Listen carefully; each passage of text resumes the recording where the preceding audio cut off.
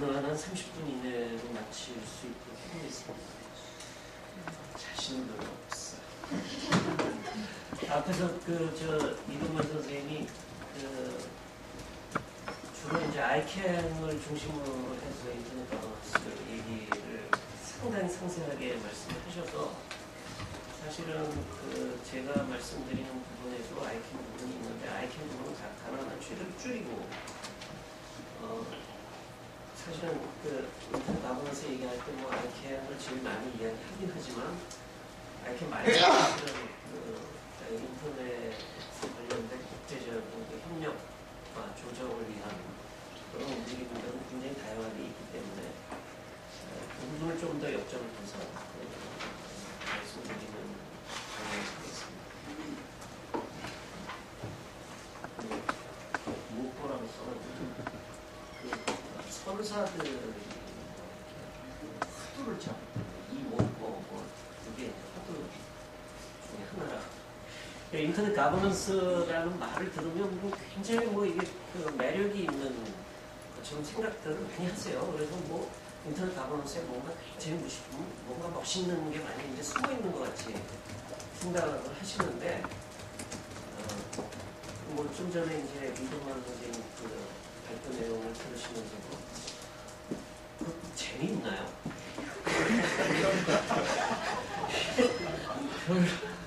별로 재미가 없습니다. 그래서 사실은 저도 좀 가급적인 걸 좀 재밌게 좀 말씀드리고 싶은데, 인터넷 가버넌스 문제를 생각하는 출발점이 뭔지 하는 거를 좀, 그런 이해를 드리는데 이제 도움이 될 수 있으면 좋겠다는 생각으로 준비했습니다.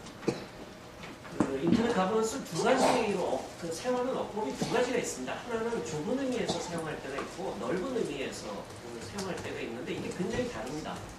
좁은 의미로 사용할 때는 주로 어드레싱 스킨, 인터넷의 주소 체계에 관련된 국제적인 코디네이션의 문제를 말합니다. 왜 주소 체계를 가지고 얘기하느냐? 우리가 인터넷을 쓰는 이유는 뭔가 인터넷에서 내용을 찾아보려고 인터넷을 쓰잖아요. 근데 인터넷이라고 하는 게 세계적으로 연결되어 있는 컴퓨터 네트워크인데 전 세계 어느 저 구석에 처박혀 있는 그 컴퓨터 안에 어느 디렉토리에 들어가 있는 어떤 컨텐츠에 접근을 할 수 있느냐 하는 것은 주소 체계에 의존하고 있거든요. 그러니까 그 주소 체계는 유일무이해야 돼요. 세계에서 하나밖에 없어요. 주소 체계, 주소는. 내가 찾아가는 그 컨텐츠에 연결되는 주소는 하나여야지 둘이면 그 컨텐츠에 접근할 수가 없잖아요. 근데 그러면 그거를 유일하게 주소를 유일한 것으로 만들려면 그거는 세계적인 차원에서 뭔가 합의가 있어야 돼요. 그러면 세계적으로 그 합의를 어떻게 만들 거냐? 그럼 누가 어디에서 어떻게 그거를 결정해가지고 그런 처리를 할 거냐 하는 거는 뭔가 세계적으로 의사결정 프로세스에 있어야 되는데 그걸 하려니까 이제 인터넷 가버넌스라는 얘기를 하는 거죠. 근데 이제 그거는 이제 좁은 의미에서 얘기할 때도 주소 체계를 주로 얘기하는 거고, 아까 시큐리티 이야기도 했습니다만 인터넷에서 디도스 어택을 받는다든지 혹은 지난번에 이제 위키릭스 같은 문제 터졌을 때 위키릭스의 그 컨텐츠를 어느 나라에서 차단한다고 했을 때 그 컨텐츠 보고 싶은데 그럼 어디 가야 되느냐. 이거 뭔가 글로벌한 차원에서 뭔가 그거하고 관련된 레셔널이 생기고 프린시플이 생겨가지고 뭔가 결정을 해야 되는데 그거 누가 어디에서 어떻게 결정할 거냐 그런 문제. 이제 그런 문제는 또 다른 문제죠. 그러니까 그런 세계적으로 인터넷에서 우리가 인터넷을 좀 제대로 편하게 잘 쓰기 위해서는 사실은 아직 결정이 안 되고 있는 아직 세계적으로 어떤 룰이 없는 이게 좀 황무지 같아가지고 그런 게 없어서 그런 거를 어떻게 어디에서부터 누가 어떤 방식으로 어떤 절차에 따라서 해나갈 건가 하는 거를 사실은 이제 논의하기 시작한 겁니다. 논의하기 시작한 게 그렇게 얼마 안 됐어요. 아까 아이캔 같은 경우에 비교적 일찍 시작한 거지만 그것도 98년, 1998년 전에서 시작된 거거든요. 그러니까 지금 98년이라고 해봐야 이제 14년 정도 지난 거예요. 그러니까 다른 논의들은 이제 막 시작하고 있는 중이고, 근데 거기에서 어떤 결정이 이루어지느냐에 따라서 우리가 인터넷을 사용하는 환경이 이제까지는 잘 썼는데 이게 달라진다. 인터넷을 사용하는 환경이 달라지기 때문에 이걸 잘 만들어야 되는데 어떻게 하면 그걸 잘 만들 수 있을까? 뭐 결론부터 하나 이야기하면 그건 정부에서 알아서 잘하면 돼요. 이렇게 이제 생각하는 방법이 하나 있고, 근데 그 정부에서 맡아가지고 잘할까? 인터넷 잘 모르던데. 이제 이런 얘기 하는 사람들도 있고. 그러니까 누가 그런 논의를 하고 그걸 누가 결정해야 되느냐. 뭐 이런 거를 이제 여러 레벨에서 논의를 하는데, 뭐 여기에서는 지금 네 가지만 제가 예를 들었는데요. 하나는 위시스, 정보사회 세계 정상회의라고 2003년, 2005년에 있었던 정보사회 세계 정상회의라고 하는 걸 거쳐서 소위 인터넷 가버넌스 포럼이라는 게 만들어집니다. UN에서 이제 개최를 하는 건데요. 인터넷 가버넌스 포럼이라는 게 하나의 또 이런 글로벌한 인터넷 관련 이슈를 논의하는 장 중에 하나입니다. 그거는 플랫폼이 UN이죠. 그러니까 국제기구입니다. UN이라고 하는 각국 정부 대표단이 참여하는 국제기구로서 인터넷 가버넌스 포럼이 있고, 물론 인터넷 가버넌스 포럼은 국제기구가 주최하는 회의이긴 하지만 아까도 이야기한 멀티 스테이크홀더 주의에 따라서 다른 프라이빗 섹터나 시빌 소사이어티의 참여도 보장을 합니다. 그래서 상대적으로 오픈되어 있는 포럼인데, 또 다른 거는 요번에 이제 위키트는 ITU라고 하는, ITU는 철저하게 정부 가버먼트 센터드 오거니제이션입니다. 그래서 이거는 정부 대표단이 궁극적으로 정부 대표단이 모든 최종적인 결정을 하고, 근데 이거는 정부에게 잘 맡겨놓으면 잘 해결하겠다 하는 거죠. 근데 아래 두 개는 또 좀 성격이 다릅니다. 이 아래 OECD도 물론 정부 대표단 참여 회의이긴 하지만 OECD가 상대적으로 이 UN에 비해서는, 왜냐하면 이 결정적으로 다른 차이가 뭐냐면 OECD 같은 경우에 디벨로핑 컨트리가 없습니다. 디벨로핑 컨트리가 포함되어 있지 않기 때문에 대체로 이제 UN 관련 회의에서는 성격이 선진국 대 디벨로핑 컨트리로 어젠다가 아예 나뉩니다. 그래서 사실은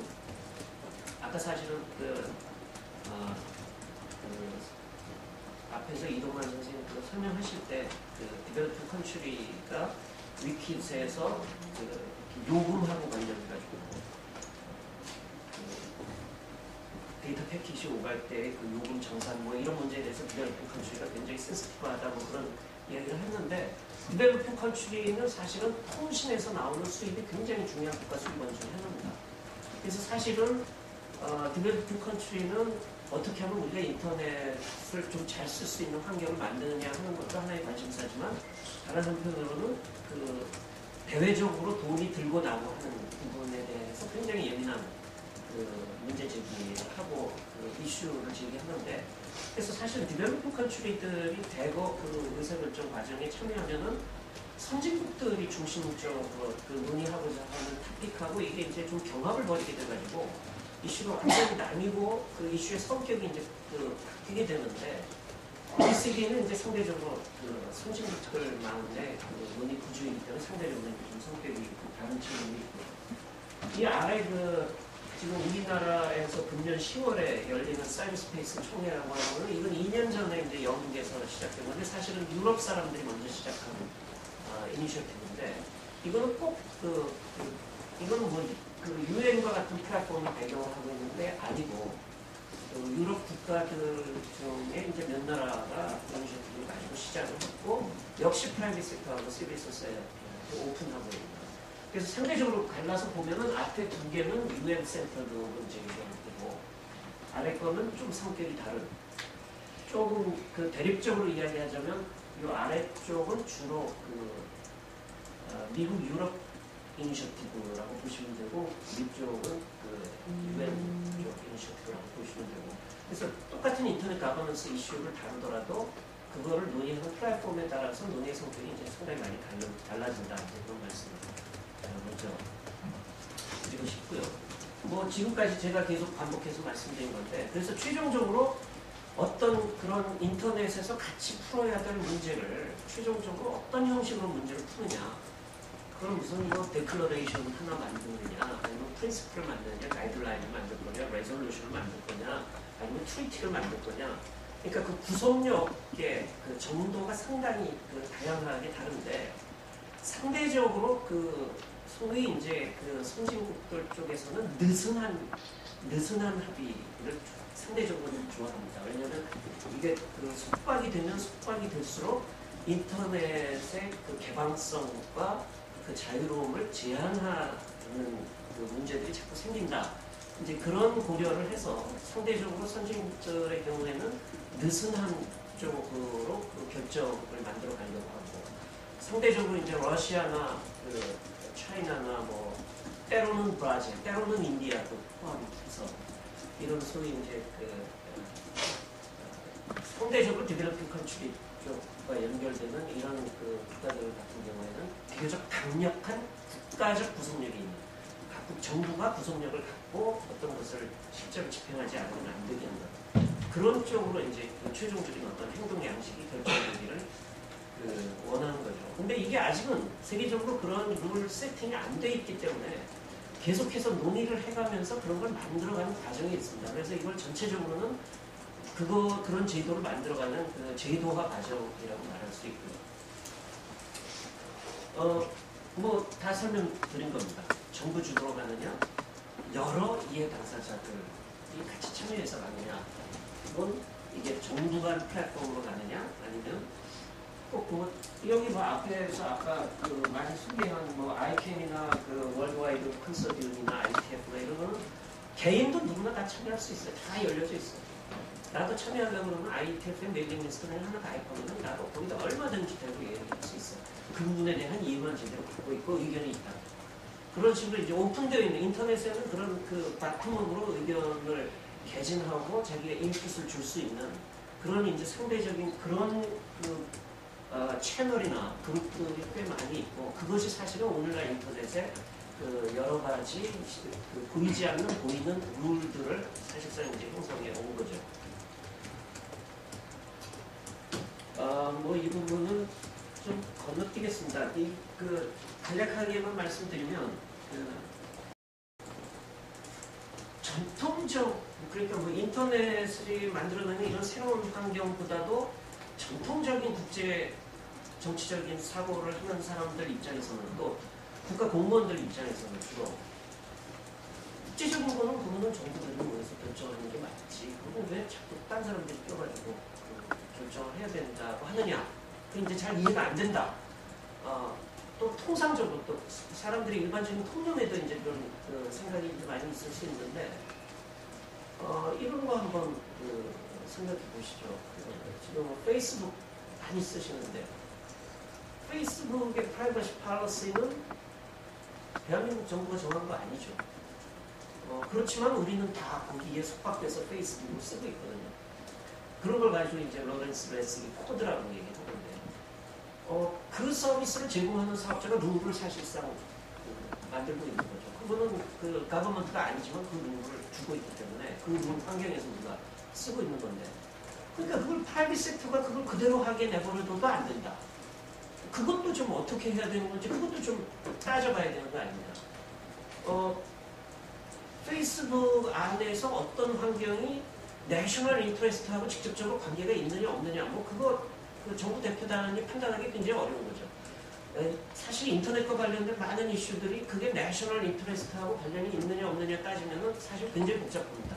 예를 들면 이제 제가 여기서 이제 설명드리려는 게 이런 건데, 아까 이제 앞에서 주소 체계, 인터넷 주소 체계하고 관련해서 알캔 설명 많이 하셨는데, 지금 인터넷 사용하는 도메인 중에 .love 혹은 .사랑해, 한국어 도메인, 한글로 된 도메인들인지 가능하니까, 선영아 사랑해 할 때 그 과거 카피 중에 굉장히 유명한 카피 있잖아요. 그러면 앞에다가 앞에다가 내가 좋아하는 사람 이름 붙여가지고 사랑해라는 최상의 도메인을 만들면 장사가 될 것 같다. 이렇게 생각할 수 있겠죠. 사랑이라고 하는 걸 만드는 게 국가의 이익하고 무슨 관계가 있습니까? 그게 관계가 있다고 생각하는 사람도 있는 것 같아요. 그런 경우는 이제 그런 거 정부가 결정이 된다 이렇게 이제 생각합니다. 닷사랑이를 만들 건지 안 만들 건지는 정부가 결정합니다. 그걸 왜 다른 사람들이 결정하냐. 이제 이렇게 생각할 수가 있는 거죠. 근데 이제 참 그런 일반적인 상식에서 보면은 좀 말이 잘 안 되죠. 닷사랑에는 이를테면 그거 가지고 장사가 된다고 생각하는 사업자가 판단을 하든지 그런 거 있으면 좋겠다는 이용자의 수요가 있을 때 그런 거를 만들 수 있는 거지. 그건 무슨 내셔널 인터레스트하고 아무 관계가 없는 거죠. 근데 어쨌거나 닷사랑이를 만들려면 세계적으로 합의를 해야 되는 거예요. 그러니까 그거는 정부만 합의해가지고 되는 것도 아니고 뭔가 그거하고 관련된 이해관계가 있는 다른 이해 당사자들도 그 논의 과정에 이제 참여해야 된다. 그게 이제 소위 멀티 스테이크홀더의 그 참여를 이야기하는 이제 운동 이유고요. 그럼 닷사랑이나 닷러브를 누가 만들었느냐? 누가 만들 수 있느냐? 태초에 하나님이 세상을 창조하신 것처럼 그건 태초에 누가 만들었냐면 존 포스텔이 만들었어요. 존 포스텔이 닷컴 있어라 해가지고 닷컴 생긴 거거든요. 닷넷 있어라 해가지고 닷넷이 생긴 거예요. 이거 전부 다 존 포스텔의 손끝에서 만들어진 거예요.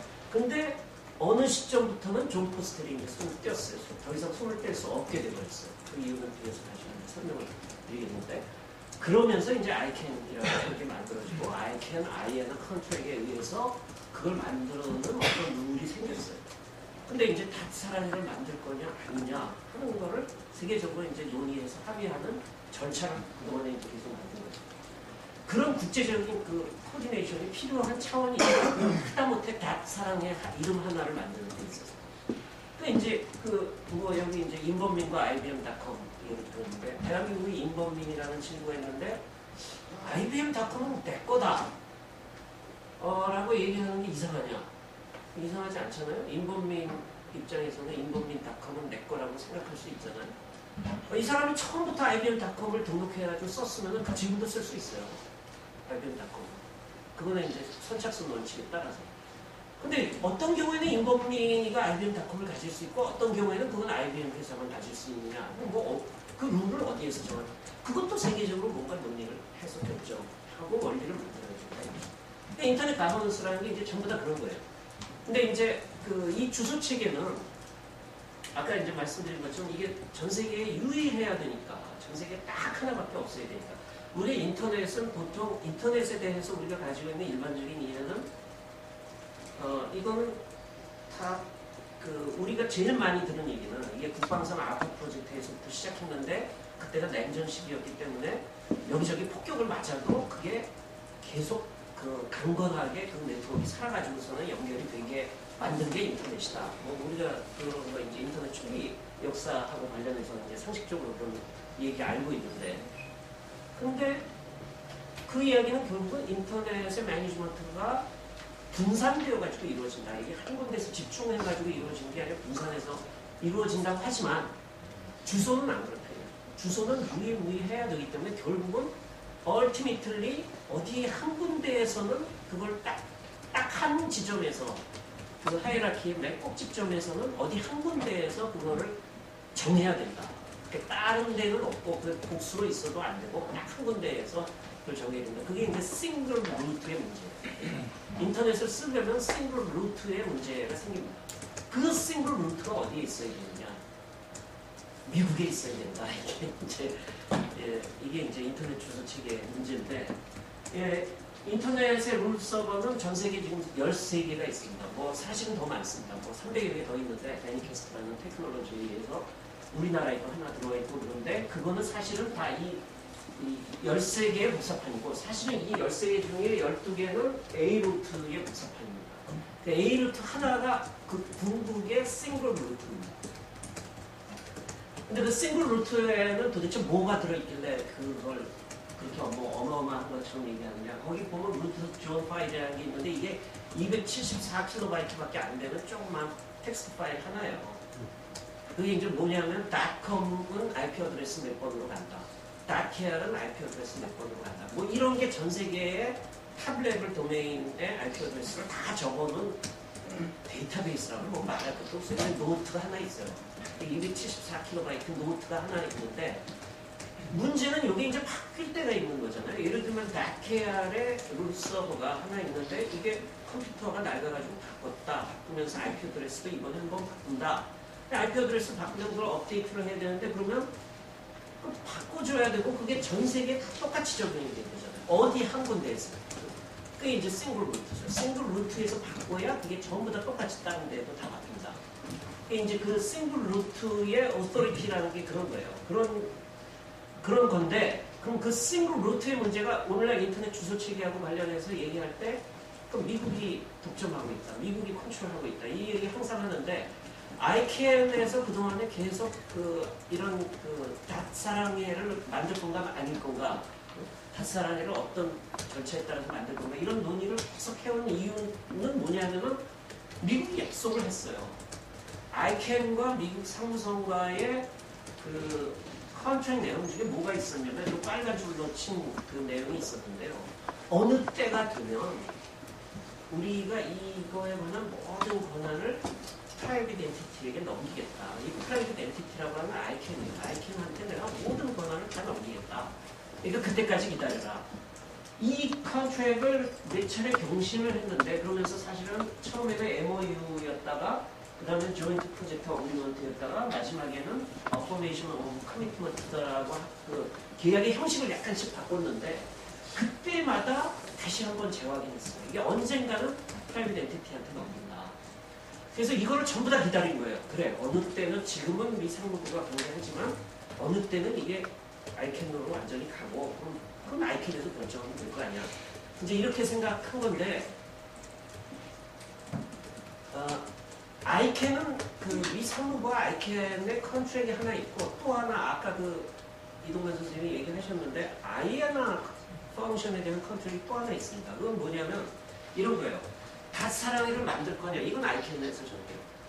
근데 닷사랑해를 룰 서버에다가 갖다 입력할 거냐 누가 어떻게 그거를 갖다가 입력할 거냐 그거는 아이아나 펑션에 관련된 컨트랙 안에 정해져 있어요.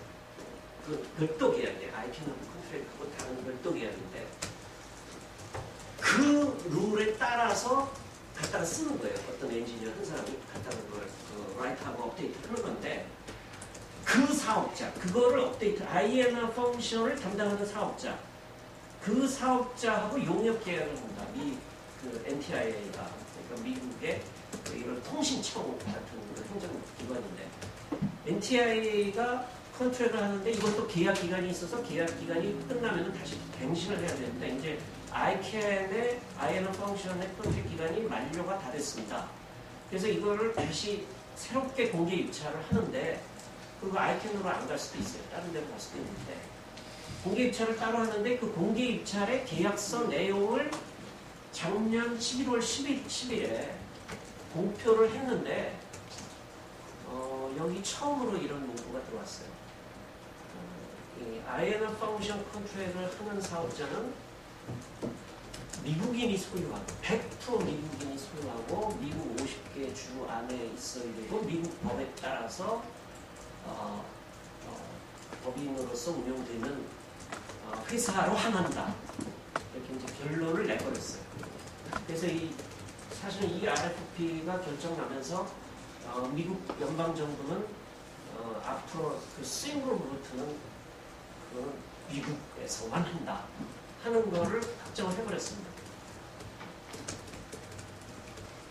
근데 그거는 이제 싱글 루트의 문제예요. 그러니까 싱글 루트는 뭐 옛날부터 그렇게 해온 건데 싱글 루트의 문제고 그 싱글 루트에 어떤 닷사랑해를 만들 거냐, 닷러브를 만들 거냐, 뭐 그거는 ICANN에서 이런저런 사람들이 참여해가지고서 다 논의해서 결정한다.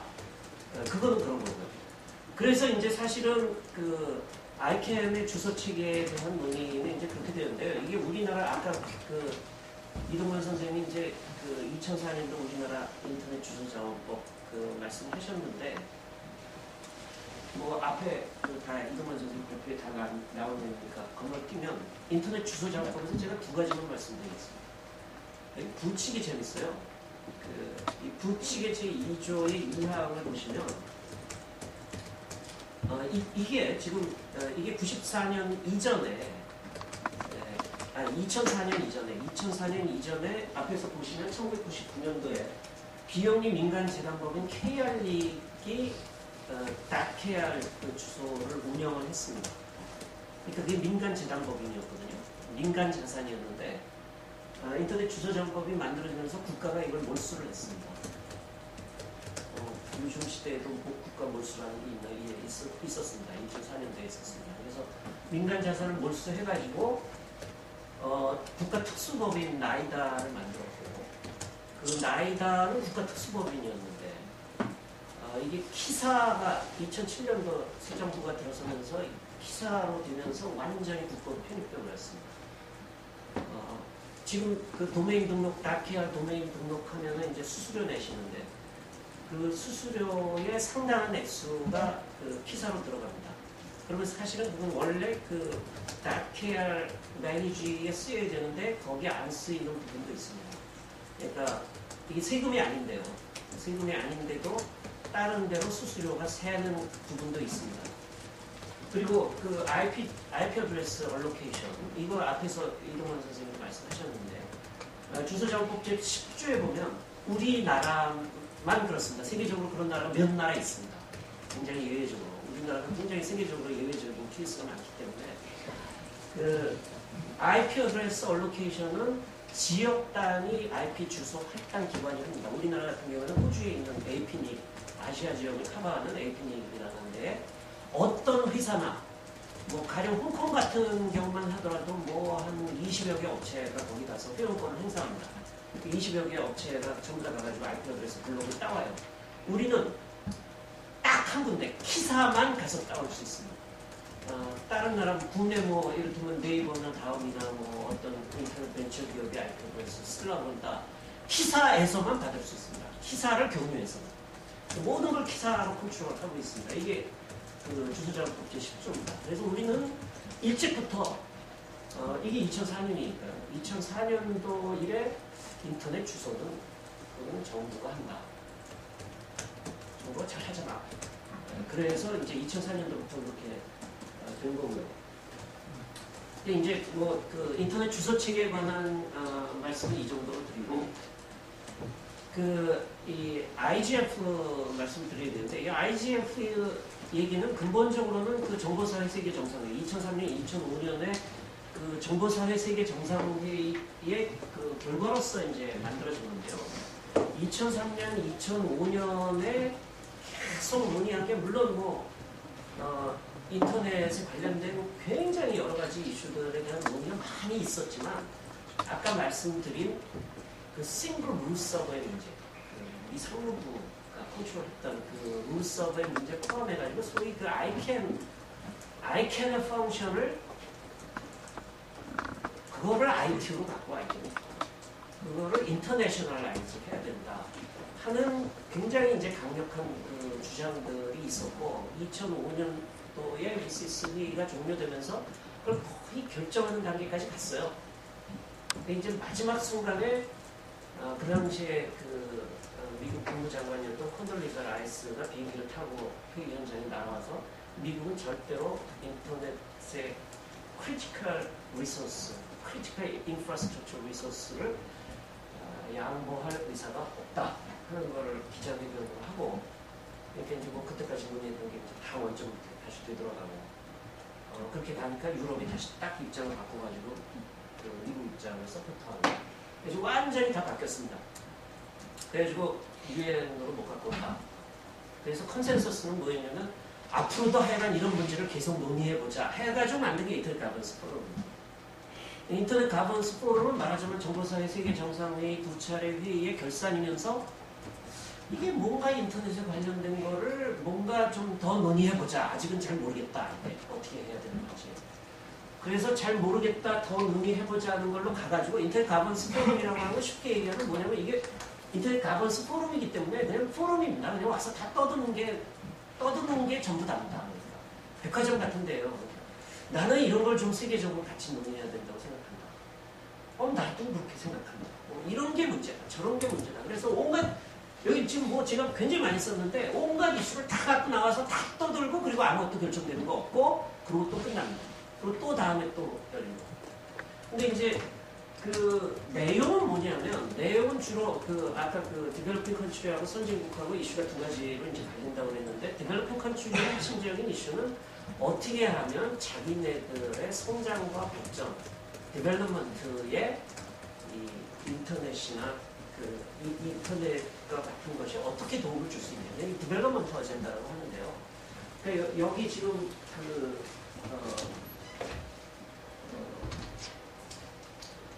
여기 IC4D라는 게 이제 대표적인 거고, 그 여기 뭐 소위 그 accessibility, 우리도 인터넷을 쓰고 싶다 한마디로 얘기하면 그게 이제 사실은 그 디벨롭먼트 어젠다고요. 앞에 게 이제 그 사실은 그 선진국들의 이슈인데 제일 첫 번째 거는 아까 말씀드린 그 어드레싱 스킴에 관련된 주소 체계에 관련된 이슈고, 다른 거는 뭐 크게는 보면은 세이프티 문제하고 시큐리티 문제인데 세이프티 문제라고 하면 내용 규제에 관련된 문제고, 마지막 세계적으로 우리가 같이 합의할 수 있는 harmful content가 뭐냐 하는 거가 이제 요 이슈고요. 시큐리티 이슈는 뭐 아까 마지막에 이동환 선생님이 이렇게 설명하시면서 시큐리티 부분 그 강조해 주셨는데, 시큐리티 이슈가 사실은 지금 세계적으로 이거 뭔가 글로벌한 레벨에서 인터넷의 시큐리티 문제는 같이 좀 논의해야 되는 거 아니냐 하는 이슈로 이제 부각되고 있는 그런 이슈입니다. 그게 이제 인터넷 가버넌스 포럼에서 이런 문제가 논의되고 있고, 그러니까 논의도 있고 뭐 수없이 많은 처방이 나오고 그렇지만 하나도 구속력 없는, 그래서 맨날 리포트만 내는. 그렇지만 이제 우리가 그걸 보면은 아, 이런 거를 가지고 사람들이 이런 고민을 하고 있구나 하는 정도는 파악을 할 수 있는 그런 게 인터넷 그 가버넌스 포럼이고요.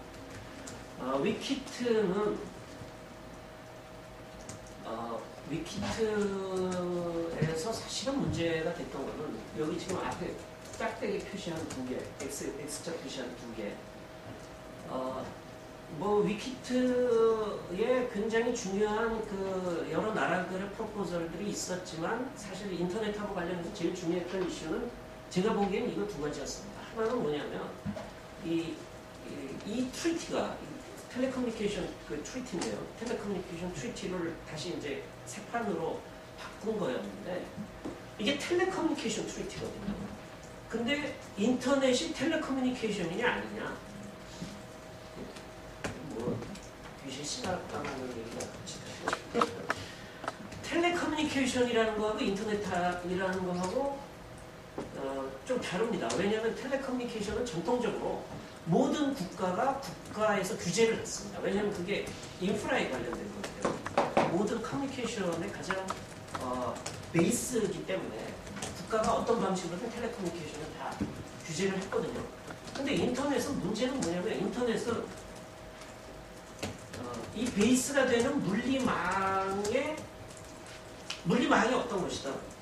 그게 무슨 동축 케이블이건 그게 뭐 전화선이건 그게 무슨 전선이건 뭐 무선이건 피지컬 레이어가 뭐든지 간에 그 위에 인터넷 프로토콜이 올라오면 로지컬 레이어에서 인터넷 프로토콜이 올라오면 말하자면 망 없이도 망이 없는 사업자도 망을 인차해가지고서는 인터넷 프로토콜 올려놓고 인터넷 액세스를 할 수 있으니까 인터넷은 그 베이스로 국가가 규제해야 되는 영역은 아니다 해서 대부분의 국가는 인터넷을 규제하지 않습니다. 근데 이제 텔레커뮤니케이션이 되면 이게 인터넷을 규제하게 되는 거예요. 국가가 규제해야 돼요. 그래서 규제다 비규제다 하는 얘기가 그래서 나오는 겁니다. 그래서 인터넷이 텔레커뮤니케이션 컨셉에 들어가느냐 안 들어가느냐 결국은 다 빠졌어요. 그래서 인터넷이 텔레커뮤니케이션 개념에 포함되지 않는 것을 결론이 났고, 그 다음에 이제 이게 아까 그 국가와 국가 간에 많이 연결될 때 이제 정산의 문제. 그 인터넷은 네트워크이니까 네트워크끼리 이제 연결을 하고 그럼 국가 보드 라인을 넘어가는 때가 있는데 그 정산할 때 어떻게 하느냐? 지금 어떻게 하느냐? 사업자 간의 컨트랙을 하거든요. KT가 미국하고 연결되는 망은 미국의 사업자하고 컨트랙을 해가지고서 돈을 내는 거거든요. 근데 그거를 국가가 정하자. 국가가 거기 좀 관여하자. 그래가지고 이게 좀 너무 가격이 좀 높다 싶으면 그걸 좀 조정도 해야 되고 뭔가 분쟁도 거기 있으니까 분쟁 조정도 해야 되고 뭐 이런 거 해야 되지 않냐. 이게 이제 디벨로핑 컨트리 같은 경우에는 인터넷 전화를 지금 많이 쓰게 되니까 굉장히 피해가 많은 모양이에요. 전통적으로는 국제전화 수입이 굉장히 많았거든요. 왜냐하면 안에서 바깥으로 나가는 전화는 거의 없는데 바깥에서 안으로 들어오는 전화는 굉장히 비싸게 받아먹었거든요. 그리고 그게 국가 독점 산업이었으니까. 근데 그 수입이 자꾸 인터넷 전화 때문에 우회해가지고서는 가격이 이제 떨어지니까 국가적으로는 수입이 자꾸 줄어드는 거죠. 근데 이거 뭔가 국가 대 국가로 네고시에이션을 하는 걸로 이걸 좀 바꾸고 싶은 거죠. 그래서 인터넷 상호 접속의 문제를 인터넷 상호 접속을 지금 현재 세계적으로 유지되고 있는 방식, 그거는 뭐 간단하게 얘기하면 트랜스트 할 거냐, 피어링 할 거냐, 무정산으로 할 거냐, 유료 정산으로 할 거냐. 유료 정산으로 할 때는 누가 갑이냐, 누가 을이냐, 그거는 우리끼리 만나서 정한다. 내가 보기엔 내가 아무래도 갑인 것 같아. 뭐 그러면 꼼짝없이 을이 갑한테 돈 내야 되고, 뭐 이런 게 이제 그 세계적으로 인터넷 상호 접속의 관습인데, 그거를 국가가 관여해서 거기서 개입하자 하는 거 가지고 프로포절이 여러 개 나왔고 그렇게 막 밀어봤는데 이것도 결국 안 됐습니다. 말하자면 그 위키트에서 논의한 거는 사실 핵심 이슈는 이겁니다. 그래서 인터넷이 들어가느냐 안 들어가느냐 하는 거가 요거가 핵심 이슈였는데 그게 결국은 다 빠졌고, 그리고 이제 몇 개 남은 게 있습니다. 그 남은 것 중에 제일 사실은 유일하게, 거의 유일하게 문제가 될 수 있다고 하는 건 이 지금 아티클 5A 41B 이 조항 딱 하나입니다. 사실 딴 것도 별로 문제가 안 돼요. 그 5A가 이제 아까 그 이동원 선생님이 얼핏 말씀하셨는데 시큐리티 문제 가지고, 사실 시큐리티 문제를 가지고 인터넷에 관여하기 시작하면 시큐리티 때문에 컷오프 하겠다, 시큐리티 때문에 연결 못한다 하는 거를 국가가 할 수 있습니다. 그러니까 이제 그런 것 때문에 여기 인터넷이란 말은 없지만 그런 거가 개재될 가능성이 있지 않느냐, 뭐 이론상으로. 그러나 뭐 사실 문구상으로는 여기 인터넷이 포함된다 안 된다 뭐 이런 말 자체가 없기 때문에 사실은 그런 개연성만 있지, 사실은 요번 위키 최종적인 트리티 다큐먼트의 내용을 보면 모르겠습니다. 최소한 제가 보기에 크게 문제는 없을 겁니다. 다만 레졸루션에서, 이건 컨트랙 트리티는 아니고 레졸루션에서 인터넷하고 관련된 논의를 앞으로 ITU에서 계속 하겠다 하는 게 레졸루션으로 하나 있는데, 이거는 구속력이 없는 거거든요. 레졸루션. 그러니까 이제 그런 게 하나 있었기 때문에 이런저런 그 우려는 있지만 크게 봐서 큰 문제는 없다. 근데 이제 이게 우리나라를 보면 아까 인터넷이 텔레커뮤니케이션에 포함되느냐 안 되느냐 이런 얘기 하시는데, 우리나라는 굉장히 일찍 결정했어요. 2004년에 결정했습니다. 포함되는 걸로. 인터넷은 당연히 국가 규제의 영역인 걸로 2004년도에 결정했습니다. 2004년 4월에 세계 최초로 결정했고요. 2004년 7월에, 2004년 9월에 세계 최초로 인터넷 전화도 국가가 규제해야 됩니다. 세계 최초로 결정했습니다. 이거 국회의원들도 몰랐습니다. 왜냐하면 법으로 정한 게 아니고요. 시행 규칙과 고시로 정했습니다. 그래서 그거는 국회의원들 손을 거쳐가는 게 아니고 시행 규칙 행정부가 그냥 행정부에서 그냥 공무원이 그냥 쓴 겁니다. 그래가지고 2004년도에 우리는 그 세계 최초로 인터넷은 정부의 규제 대상으로 선진적으로 우리는 이미 결정을 했습니다. 뿐만 아니라 뭐 그런 정도가 아니고, 그런 정도가 아니고, 그러면 이게 인터넷이 텔레커뮤니케이션이다, 정부 규제 대상이 되는 뭐 커먼 캐리어, 우리나라 기관 영무인데, 기관 영무 사업자가 되면 기관 통신 사업자는 상호 접속의 의무가 주어집니다. 그럼 인터넷 상호 접속을 의무로서 부여받게 되고, 그러면 그 의무의 룰이 뭐냐? 고시로 나와 있습니다. 그럼 고시에서는 어떻게 정해졌냐? 간단하게 얘기해서 그 KT와 네이버하고 관계해서 KT는 영원한 답이고 네이버는 영원한 을이다. 이런 거를 고시에서 정해졌습니다. 네, 인터넷 상호 접속 고시에서. 세계적으로 보면 이를테면 컨텐츠 프로바이더에 대해서는 망 사업자가 그 인터넷 유저들이 망 사업자에 가입을 하면 너도 나도 구글을 쓰겠다. 그러면 구글을 제일 빨리 접속할 수 있는 곳에다가 서버를 갖다 놓게 하고 돈을 안 받습니다. 망 사업자가. 그래서 피어링을 해요. 그냥 무정산으로 처리합니다. 근데 이제 우리는 꼬박꼬박 NHN과 뭐 다운이나 뭐 이런 회사는 해마다 엄청난 돈을 망사업자한테 줍니다. 그렇게 만든 것도 인터넷 상호 접속 고시에 근거하고 있습니다. 우리는 일찌감치 정보통신부가 그런 룰을 2004년도에 만들었습니다. 그렇고요. 인터넷 전화에 대해서도 망이용 대가가 있습니다. 예를 들면 나는 네트워크에 없는데 인터넷 프로토콜 이용해가지고 스카이프 같은 서비스 하겠다. 망 없는 인터넷 전화 사업자가 자기가 연결하는 인터넷 망. 그러니까 내가 가령 스카이프는 아니더라도 뭐 갑돌이라고 하는 인터넷 전화 사업자가 있다면 그 갑돌이의 소비자가 KT의 초고속 인터넷 서비스를 이용하는 사람이 갑돌이라는 서비스를 이용하겠다. 그러면 갑돌이는 KT한테 저 사람으로부터 받는 금액의 일부를 내라. 그게 이제 소위 망이용 됐다라고. 이것도 세계 최초로 우리나라가 만든 굉장히 창의적인 책인데 그거 만드신 분이 지금 현재 관련 부처의 국장이십니다. 근데 하여간 그런 거를 우리나라가 세계 최초로 만들었고 그 결과로 이제 어떤 결과가 만들어지냐면 바로 이 다음 슬라이드에 있습니다. 하여간 제가 말씀드리고 싶은 것은 맨 마지막 센텐스인데요. 위키트에서 러시아나 뭐 차이나나 이런 데서 프로포절로 내놨던 인터넷을 뭐 이런 텔레커뮤니케이션 캐테고리에 넣고 어쩌고 하자고 프로포절 했던 것보다 우리나라의 그 인터넷 규제 환경은 훨씬 더 열악합니다. 그러니까 러시아나 차이나의 프로포절 정도가 통과가 됐다고 해도 우리나라보다는 낫습니다. 우리나라의 인터넷 규제 환경은. 그래서 그 인터넷을 그런 그 국가의 직접적인 규제 대상으로 삼은 결과 현재는 지금 어떻게 되어 있느냐? 크게 보면 여기 맨 아래 지금 인터넷 전화 서비스는 그 앞으로 좀 더 진화하는 중이고 앞에 세 가지는 5대 3대 2라고 하는 그 비율을 갖다 놓고서는 보시면 되죠. 업체의 순위는 약간씩 달라집니다. 5대 3대 2의 비율로 독과점 상태가 다 만들어졌습니다. 그래서 굉장히 훌륭한 독과점 시장을 형성하는데 앞에 그런 그 인터넷 관련 규제가 굉장히 중요한 기여가 있습니다. 인터넷 전화 서비스는 지금 3개 사업자 합해서 거의 80%에 육박하면 3개 사업자 합해서 80%에 육박하면 독과점 규제법상 그 규제 대상이 됩니다. 공정거래법에 따라서. 근데 하여간 그 인터넷 전화도 기간통신 사업자들의 독과점 시장으로 진화하는 그 유례 없는 그런 그 시장 상황을 만들어냈습니다.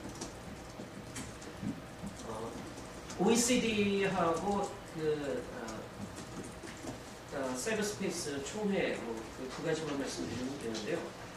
OECD 이거 굉장히 자랑스러운 OECD 2008년도 그 서울 회의를 열었습니다. 서울 회의에서 그때 이제 멀티 스테이크홀더주의가 있다고 해가지고 그때도 그 시빌 소사이어티에서 참여했고 뭐 프라이빗 섹터도 참여해가지고 사전 프리 어셈블리도 하고 그랬던 기억이 저도 있는데 OECD 그 강요회의를 서울에서 열었을 때 그때 서울 선언이라는 걸 채택했고 그 연장선상에서 2011년에 OECD 고위급 회담에서 이 인터넷 정책 결정에 관련된 원칙 선언이라는 성명서 이거 인터넷에서 찾아보시면 다 나옵니다. 굉장히 중요한 문서. 앞으로 인터넷 관련 정책 결정을 할 때는 이러이러한 프린시플에 따라서 하기로 하자 하고 OECD 국가 간에 말하자면 일종의 그 가이드라인을 만드는데요. 가이드라인보다 느슨한 거예요. 대체로 우리나라 인터넷 규제에서 문제라고 생각되는 거는 거의 다 들어있습니다. 그래서 여기 보면 이 보세요. 이거 보면 이제 그 망중립성에 관련된 프린시플이거든요. 경쟁 촉진하면 독과점 상태는 안 된다죠.